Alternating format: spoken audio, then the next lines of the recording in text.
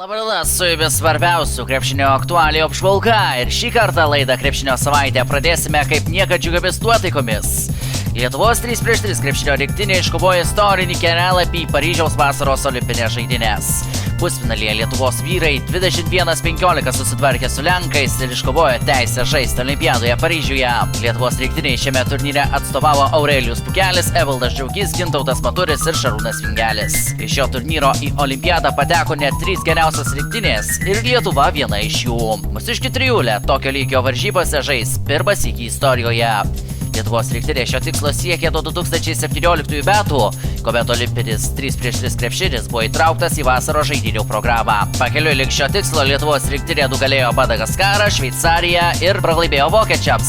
Ketvirtfinalyje lietuviai pataikė 7 tritaškius iš 9 bei sutriuškino Ispaniją, na o pusfinalyje įveikė lenkus. Finalas šiame turnyre nėra žaidžiamas, tad Lietuvos rinktinėje atiteko kelialapis į Paryžių. Toliau persikelkime į Kauno Žalgirio areną, kur gegužės 21-ąją startavo BetSafe LKL čempionato pusfinalio serijos.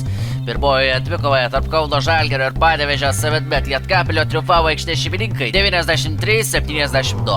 Rungtynes dabartiniai Lietuvos čempionai pradėjo įspūdingai ir jau antrajame kėlinyje įgijo daugiau nei 20 taškų persvarą. Tačiau kauniečiai vėliau leido svečiams priartėti iki 5 taškų. Vis dėlto kauniečiai rungtynes uždarė dar vienu spurtu ir pusfinalio seriją iki 3 pergalių pradėjo pergalingai. Nugalėtojų gretose rezultatyviausiai žaidė Kėdinas Evansas, pelnęs 15 taškų, po 12 surinko Laurinas Brutis ir Demetras Riversas. Lietkabelio neišgelbėjo net ir 22 Gedimino Aurelijos taškai. Pastarasis pirmojoje pusfinalio serijos dvikovoje pataikė visus 6 mestus tritaškius. 16 pridėjo Džordžio Gagičius, 12 Deante Baldvinas.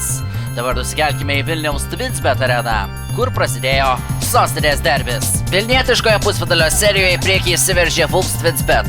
Nugalėję aikštės šeimininkus Ryto krepšininkus 96-85. Rungtynės prasidėjo emocingai. 3 pražangas per keletą akimirkų surinkęs Markusas Fosteris keitė Ryto žaidimo planus, o po pirmojo kėlinio Vulfs Twinsbet pirmavo 28-17. Antrąjį kėlinį Rytas pradėjo spurtu 11-0 ir išlygino rezultatą. Galiausiai kėlinio pabaigoje vėl sėkmingiau sužaidė Vulfs Twinsbet, pirmavę 5 taškais. Antroje rungtynių pusėje Vilkų pranašumas ėmė augti iki dviženklės atžymos ir nors rungtynių pabaigoje Ryto komanda priartėjo iki 5 taškų, labiau persverti rezultato Giedriaus Žibėro auklėtiniai neįstengė. Rašydas Salamanas buvo rezultatyviausias Vulfs Twinsbet ekipoje ir vedė šią ekipą į pirmąją pergalę pusfinalyje.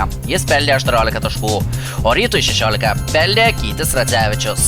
Į vilnietišką į pusfinalio derbį mes dar grįšime, o dabar keliaujame į Panevėžį, kur Savitbet Lietkabelis mėgino išlyginti pusfinalio su Žalgiriu rezultatą. Po atkaklios ir dramatiškos kovos žalgiriečiai iškovojo antrąją pergalę pusfinalio serijoje, rezultatu 90-89. Pergalingus taškus paskutinę rungtynių akimirką pelnė Kevarijus Geisas. Jo metimas nustūmė Panevėžio krepšininkus ant bedugnės krašto. Gegužės 26 dieną panevėžiečiai turės paskutinį šansą pratęsti pusfinalio seriją, o žalgiriečiai turės progą tiesiausiu keliu žengti į lygos finalą. Rungtynių kulminacija tapo paskutinė maždaug 20 sekundžių atkarpa. Jos pradžioje Džordžio Gagičius išvedė aikštės šeimininkus į priekį. Paskutiniai atakai žalgiriečiai turėjo 5 sekundės ir 20-asias. Kėdinas Evansas metė labai sudėtingą metimą ir nepataikė, tačiau pirmasis prie kamuolio suskubęs Kevarijus Geisas įmetė pergalingą metimą ir žalgiriečiai triumfavo. Kėdinas Evansas šioje dvikovoje sužaidė rezultatyviausią mačą BetSafe LKL čempionate, pelnė 27 taškus.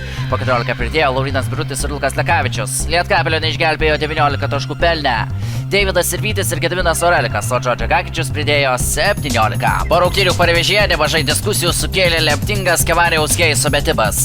Lietuvos krepšinio lygos teisėjų departamentas kitą dieną po susitikimo išplatino pranešimą, kuriame pripažino teisėjų klaidą. Vietoj skaitytų 2 taškų turėjo būti užfiksuota pražanga Žalgirio krepšininkui, o Džiugas Slavickas turėjo mesti 2 baudos metimus. Ir iki rungtynių pabaigos turėjo būti likusi viso labo 1 sekundė. Šioje situacijoje suklydęs teisėjas pagal LKL nuostatus yra suspenduojamas 3 savaičių laikotarpiui. Paskutinė pusfinalio akistata, kurią šiandien apžvelgsime, antroji Vulfs Twinsbet Ryto pusfinalio dvikova vykusi teoriškai Vulfs Twinsbet namų aikštėje. Tačiau dvikovos metu dominavo Ryto ekipa, iškovojusi triuškinančią pergalę 113-75 ir išlyginusi pusfinalio rezultatą.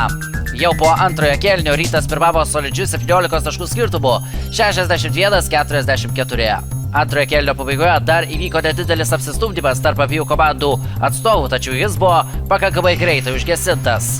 Po pertraukos Lūsbet nerado atsakymų į Ryto efektingą puolimą, o tai reiškia, kad šioje serijoje prireiks dar mažiausiai 1 rungtynių. Ryto ekipoje 16 taškų pelnė Gytis Radzevičius, 15 pridėjo Margeris Normantas, o Lūsbet ekipos puolimą tempė 16 taškų pelnęs Rašydas Salamanas ir 14 pridėjęs Jeffrey Tayloras.